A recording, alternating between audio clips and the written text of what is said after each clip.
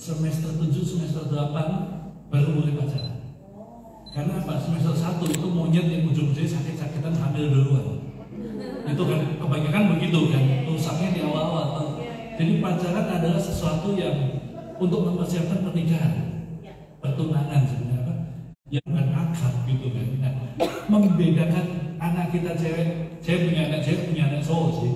Membedakan tanda-tanda ini seperti apa? Saya setuju dengan dokter bahwa saya juga baru aja dengar 2 case di 2 sekolah yang ngagetin banget sih. Gitu. Jadi satu cewek makan banyak gitu. Iya, satu cewek makan banyak. Jadi pelaku satu di swasta, satu di negeri. Yang satu sampai diambil KPAI. Ini yang predator ya Pak ya? Predator. Ini yang serem sekali sih. Yang di sekolah swasta di Jakarta Utara nggak dibawa ke psikolog, ke kantor pengincar, ya udah kita pura-pura bertobat deh. Kita dibawa ke psikolog, kita nurut aja pura-pura bertobat. Ini kan bahaya sekali ya. Gitu ya.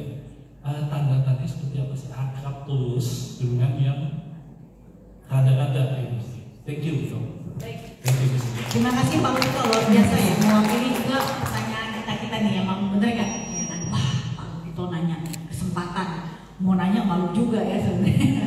Oke, Mam sama Dek, ya gimana Bu, tetap erotik love lah, masa ya kalau cuma ngingetin memberi semangat, ya kita sih nggak apa-apa, tapi kita juga pasti khawatir ada erotic love ya.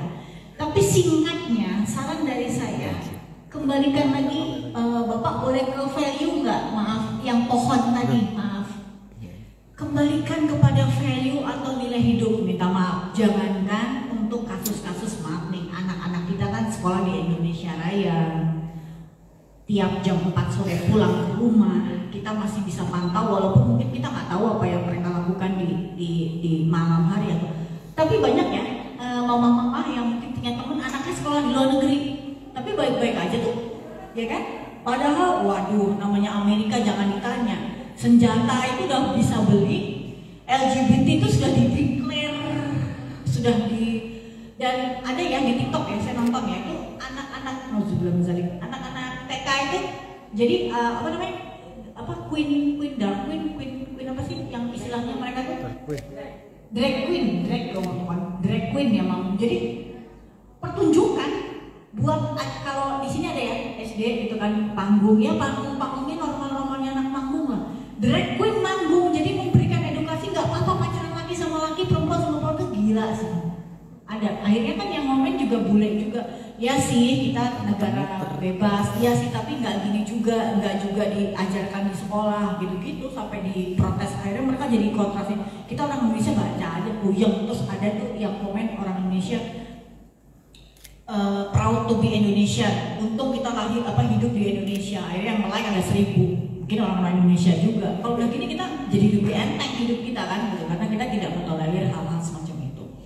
Nah jadi gimana nih kalau sebaiknya di sekolah? Sejujurnya kalau dari pihak sekolah pun pasti akan mengklaim kalau sudah di luar sekolah ya bukan tanggung jawab kita, mom, dad, yakin ya kan. Tapi sekarang kita semua antara pihak sekolah dan pihak orang tua di rumah tetap bisa punya persamaan visi dan misi asalkan value-nya sama, yakin kok, ya kan.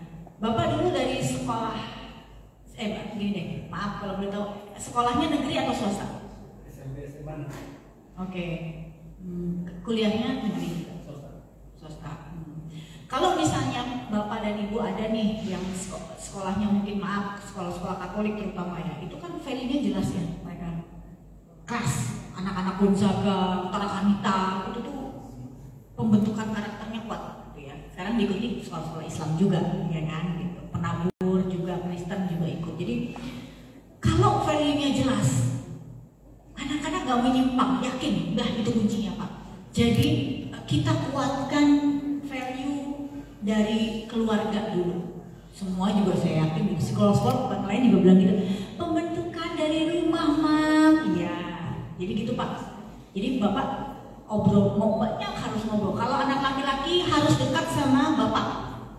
Kalau anak perempuan harus dekat sama ibu. Nggak ada sekarang, nggak boleh ada istilah, iya papanya cari kerja, papanya yang cari uang, ibunya yang didik anak, nggak ada gitu. Makanya banyak anak laki-laki sekarang mohon bapak, bener kan? Iya, nggak bisa, mau nggak mau ambil alih. Paling tidak 1 minggu diajak ke bengkel lah, diajak mancing lah, diajak ngobrol. Kamu udah mimpi basah belum? Udah, kalau kayak gitu hati-hati kamu ya sama cewek. Cewek itu, kamu kalau sama cewek, kamu harus bersikap gentleman. Gentleman itu gimana? Nggak celamitan. Ya, namanya gentleman itu nggak celamitan. Nggak celamitan tuh kalau misalnya kamu deket, nggak aji mumpung, grepe-grepe, pegang-pegang. Kamu boleh pegang hanya untuk menggandeng dia kalau dia nyebrang.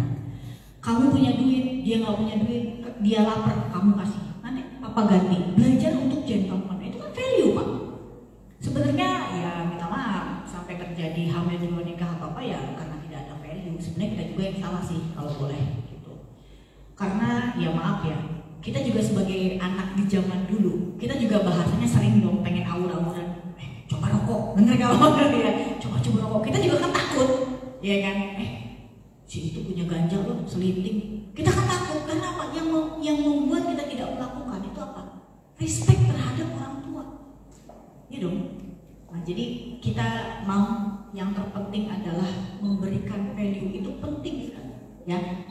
Sekarang jangan dipikir kayak minta maaf nih, wah yang penting saya sebagai orang tua sudah sukses, kok bisa nyekolahin anak di sekolah yang luar biasa, global mandiri. Ngasih makan yang terbaik, GoFood-nya aja sehari 500.000 kan? Udah bener saya jadi orang tua, wow banget, nggak bisa. Makanya anak-anak begitu lulus SMA nggak tahu ambil jurusan apa, nggak tahu, banyak ya. Nggak bisa nih mam dad ya, anak-anak yang mau lulus ini ngambil jurusan kuliah apa aja nggak tahu, nggak bisa, nggak boleh kayak gitu, nggak boleh. Itu yang menurut saya masalah. Kalau mama bilang atau anaknya gitu, wah Lisa, tante, papaku pelit ngasih uangnya pas-pasan, malah saya belain.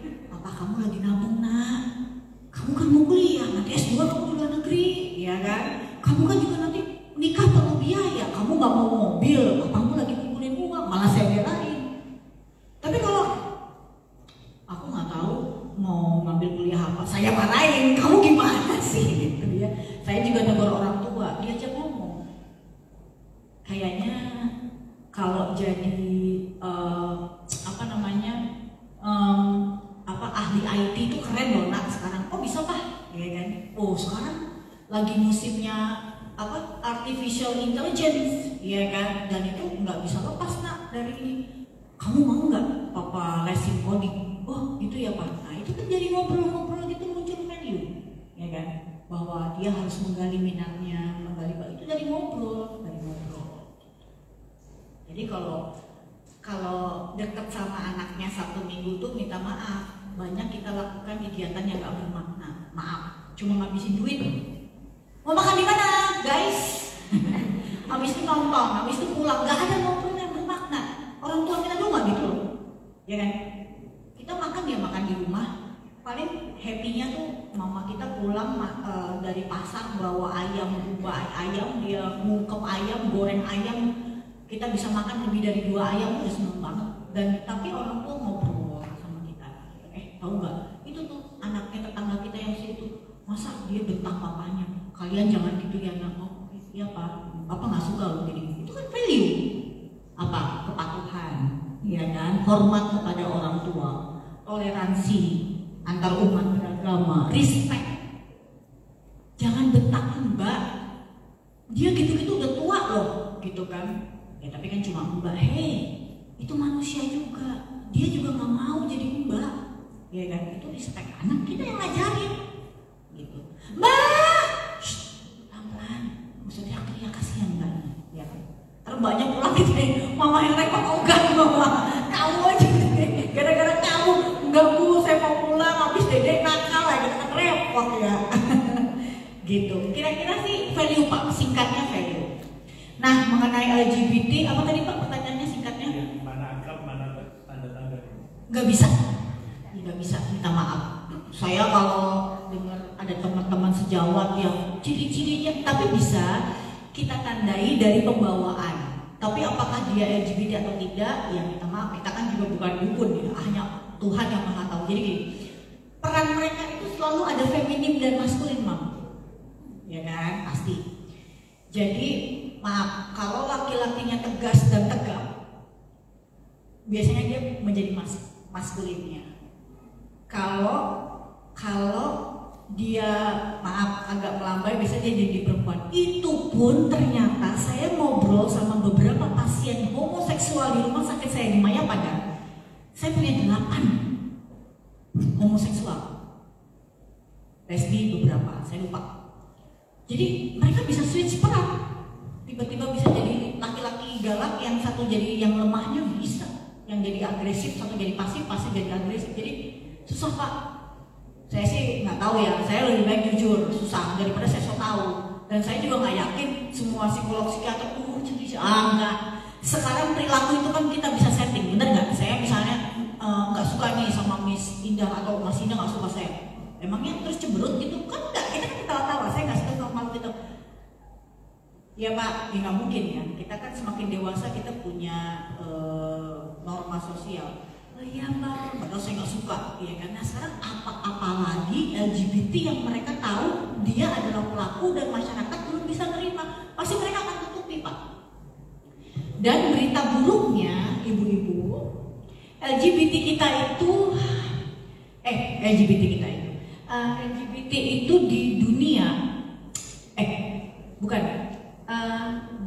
LGBT itu tidak lagi termasuk dalam kategori gangguan jiwa. Tahun 80-an masih sejalan dengan protes masyarakat di Amerika ya kepada Vatikan waktu itu, di Vatikan itu di Italia.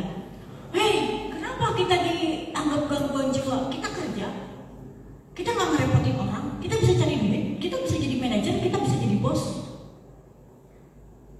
Apalagi saya pernah jadi konsultan di perusahaan minyak asing.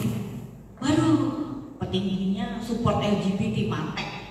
Ya udah mau apa, ya kan? Jadi ya udah sebiasa itu. Jadi apa yang bisa kita cegah, satu value aja, ya. Dek, kamu kan cantik, cari cowok yang ganteng ya, tapi yang pinter. Terus yang jangan yang malas. Intinya apa? Kamu cari laki-laki. Kan itu juga value. Mungkin kita nggak ajarin di rumah, ya kan? Makanya seks edukasi ini tidak juga hanya tugas guru BK, tapi kita juga harus ajarkan. Kalau kita punya anak cowok, ini mam sama dad yang punya anak cowok lagi puber mana? Oh, 1, 2, 3. Nah, papahnya kalau laki-laki, papahnya suruh ngajak ngomong. Persoalannya kalau papahnya pendiam repot, ya, tapi nggak bisa, mau nggak mau. Jangan cuma bisa ngelahirin anak, nggak bisa banget, ya. Sekarang udah nggak bisa, zamannya nggak bisa itu. Kalau memang nggak bisa, suruh aja omnya, suruh aja kakeknya. Yang penting laki-laki dewasa dalam keluarga, nggak apa-apa, ya. Bapaknya kita juga nggak apa-apa, gitu. Menurut kamu cewek yang cantik itu gimana? Walaupun mungkin dia ada bakat-bakat untuk pengen suka cowok, tapi kalau udah didoktrin sama kita, cewek yang cantik menurut kamu gimana, kan lama-lama bisa kita geser juga kan, kita drive gitu. Yang ini deh, yang lembut kayak mama kamu nih, papa nih, bisa dapat mama kamu lembut, pinter masak. Oh, jadi harus yang feminim banget. Itu kan value juga. Itu harus ada obrolan, ya. Kayak gitu. Udah ya Pak, mungkin gantian kepada mama yang lain. Saya masih punya waktu 15 menit ya. Terima kasih. Selanjutnya siapa? Mom and dad yang lain? Oke. Silakan Ma. Terima kasih Miss. Ya, Ibu. Selamat sore Bu. Ya, Saya Vika, Bunda mamnya Raihana JE. Namanya Ibu siapa? Vika. Vika ya. Ya. Oke, saya sambil duduk ya Bu. Iya nggak apa-apa. Yang pertama-tama saya mau apresiasi sekolah. Terima kasih Miss, Mister udah mengadakan acara hari ini. Karena memang ini ternyata satu unek-unek beda. Unek-unek kita bersama. Jadi minggu lalu kita ada halal bihalal, terus kita saling ngobrol. Ternyata hampir sama nih keluhannya moms di sini gitu. Rata-rata memang komunikasi itu jadi challenge buat kita. Terlalu keras, mereka kabur, bahkan menutup diri. Terlalu terbuka, ada beberapa yang jadi salah kaprah gitu. Jadi so akrab tapi jadi kayak kurang ajar gitu kesannya. Tapi ya nggak apa-apa, itu tadi juga udah disampaikan sama Bu Riza. Pertanyaan saya tadi antara passion sama bakat. Gimana caranya kita memastikan atau oh ini bakat anak saya, tapi ini dia nggak ada passion, tapi dia sebenarnya berbakat gitu. Gimana cara narik dia supaya dia sadar kalau ini adalah bakatnya. Jadi anak saya itu kayaknya berbakat di musik gitu. Terus dulu dia sempat saya ajakin main musik, tapi dia nggak tertarik, dia lebih gambar. Terus tiba-tiba di ulang tahun yang ke-14 dia minta hadiah drum, yang which is saya dia perempuan by the way. Saya juga drum, karena drum itu biasa untuk laki-laki. Tapi ya akhirnya saya kasih karena saya pikir oh mungkin itu dia sudah sadar passionnya atau dia berbakat dan dia ada passion di sana. Tapi walaupun sebenarnya saya gimana caranya supaya main piano aja deh atau main gitar aja deh, karena saya sendiri juga nggak main musik, jadi papahnya gitu. Jadi saya nggak mau nyontohin juga susah gitu. Jadi gimana caranya membedakan passion dan bakat, dan misalnya anak saya berbakat tapi tidak ada passion, atau sebaliknya gimana caranya untuk ngajak dia atau menyadarkan dia, oh ini passion kamu loh nak, ini kamu berbakat di sini loh nak.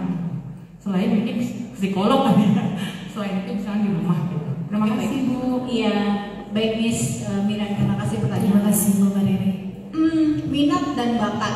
Minat ya berminat, mau. Yang tadi saya bilang, saya jualan tapi rugi-rugi terus. Jualan peyek tapi berarti saya nggak bakat Bu. Tapi saya masak nih buat Miss Indah. Miss cobain, saya bawa nasi goreng. Wih, enak Bu Risa, enak. Jual aja Bu online. Saya bakat tapi nggak minat, gitu. Jadi bedanya itu sih Bu Mira. Jadi kita bisa masak, mama mau pasti banyak yang bisa masak, tapi ya buat sendiri aja. Itu berbakat, tapi tidak berminat untuk mengembangkan kemampuannya, gitu ya. Bakatnya, tidak berminat untuk mengembangkan bakatnya. Jadi kalau tandanya bakat itu biasanya dia lakukan terus-menerus Bu, konsisten. Contoh, kalau tadi anaknya drum, biasanya mungkin lagi makan siang, lagi di meja makan, dia ketok-ketok tuh garpu sama sendok, ya kan, main drum. Atau dia ketuk pakai pensil sama bolpen, meja, deh berisik. Tapi kok dia terus-terusan berhari-hari lakukan itu, mungkin dia berminat. Dia berminat. Yaudah deh, kalau kamu gini terus tanggung deh, gitu ya. Udah kamu dilesin aja drum di Purwacaraka misalnya. Ternyata dia terus main terus, nggak pernah bolos. Ya kita sering ya, anak kita beli piano, kita suruh lesin tapi dia nggak mau. Berarti dia nggak minat dan tidak berbakat. Begitu dilesin, gurunya bilang, "Mam, ini anaknya cepet banget ngikutin pelajaran drumnya. Saya boleh ikutin kompetisi nggak?" Nah, berarti dia berbakat. Nggak cuma minat tok. Minat tadi dimulai dari di rumah ya, dia pukul-pukul. Atau anak yang suka bola, dia pulang sekolah, "Adek kemana?" Di halaman, di mana-mana, "Adek panas-panasan lah, udah pulang-pulang." Tapi main bola, nyolong-nyolong. "Kamu di rumah ya, mama mau ke pasar sebentar, mama mau ke fresh market." Pulang-pulang dia main bola, berarti dia minat. Bakat gak ya? Udah deh, diikutin klub Milo atau klub banyak ya. Ternyata dia cepet belajar untuk bola, gocek bola apa, berarti dia berbakat gitu. Jadi intinya Mam, antara minat dan berbakat, kalau bisa kita paling gampang memulai dari anak kita punya minat dulu, ya kan? Baru nanti kita leskan. Atau kalau dia bertahan terus dan berkembang walaupun tidak dileskan, berarti dia berbakat. Tadi ada Mam yang bahasa linguistik ya, iya kan? Anak-anak sekarang bahasa Inggrisnya cas-cis-cus gara-gara Netflix ya, gitu. Apalagi ada teksnya. Jadi ada tuh konten creator ya, anak kecil itu yang bahasa Inggrisnya British banget tuh, anak umur 5 tahun adalah itu ya, siapa itu. Jadi dia bakatnya luar biasa. Jadi tidak hanya berminat gitu. Jadi kita mulai dari kegiatan yang biasa dia lakukan. Jadi kalau tadi ada menggambar, coba yuk berarti jangan-jangan dia berbakat. Terus dia suka bantu-bantu mamah di dapur, mungkin dia kuliner, dia berbakat misalnya. Atau suka nonton film-film bahasa Korea atau bahasa ini, mungkin dia berbakat karena dia minat tiap hari nonton Korea misalnya. Jadi dimulai dari situ sih, Mam. Gitu. Ada cukup, Ibu? Iya. Tapi kalau misalnya paling valid ya diteskan saja. Di psikotes itu ada tes minat bakatnya, nanti keluar semua. Gitu. Sudah? Atau boleh satu pertanyaan lagi? Satu pertanyaan lagi, dokter. Adakah? Silahkan, Mam Rasya. Ibu lagi. Oke. Terima kasih, saya Arum, Mam Rasya. Dokter Oriza, tadi disampaikan di presentasinya bahwa tahap awal untuk mengetahui kapasitas dari anak kita kan melakukan tes IQ ya. Nah, sebaiknya nih saran dokter, apakah tes IQ itu harus dilakukan beberapa kali? Maksudnya sekarang kan di SMP sebenarnya kita sudah melakukan, dan nanti apakah nanti misalnya di senior high harus dilakukan lagi? Karena apakah kami kan saya selaku orang tua kan ingin mengetahui sebenarnya ketika dia misalnya di junior high dia punya IQ misalnya di atas 125 gitu. Nah itu kapasitas apa yang harus saya lakukan, misalnya saya harus memberi les ini supaya dia tidak stres. Nah apakah itu akan berubah selama perkembangan masa pertumbuhannya mereka, dan saran dokter berapa kali sih sebenarnya kami selaku orang tua untuk bisa mempunyai indikator terkait kapasitas yang dimiliki anak kami. Itu saja sih, terima kasih. Oke, baik, terima kasih. Pertanyaan sekaligus menutup ya. Tepuk tangan dulu untuk mama-mama dan papa yang bertanya. Jadi intinya gini, Bu, kalau medical check up tuh disarankan 6 bulan sekali ya. Idealnya sih 6 bulan sekali. Walah, setiap 6 bulan sekali keluar duit gitu ya, nggak usah lah. Minimal SD sekali, masuk ke jenjang SMP sekali, itu minimal lah gitu ya. SMA sekali, nanti mau kuliah tes sekali lagi gitu, paling gitu sih sarannya. Nah terus kalau ditanya apakah tes IQ bisa berubah nilainya, sekarang 100, apakah besok turun atau naik? Deviasi itu besarnya plus minus 12 poin. Jadi kalau misalnya IQ-nya misalnya cuma 100, berarti kalau minus 12 berapa ya? 88. Kalau nanti naik yang maksimal hanya, mohon maaf, 112. Kalau ternyata ada kemarin 100, kok SMP bisa tiba-tiba 140? Gak mungkin. Yang salah yang mana nih? Gak ngerti. Jadi harus dites ulang gitu. Jadi deviasinya paling hanya plus minus 12 poin. Dan tes IQ juga seperti minat bakat, ada faktor genetik gitu. Jadi mam sama dad juga harus tahu IQ-nya berapa. Saya 100 misalnya, suami saya 100, ya anaknya harus 12 lah gitu. Mungkin dengan stimulasi belajarnya hebat ya 120 masih masuk akal. Tapi kalau kita 100, suami kita 100, anak kita 140, gak mungkin banget ya. Enggak kok, tetap deviasinya tetangganya. Bapak ya, saya udah serius Pak.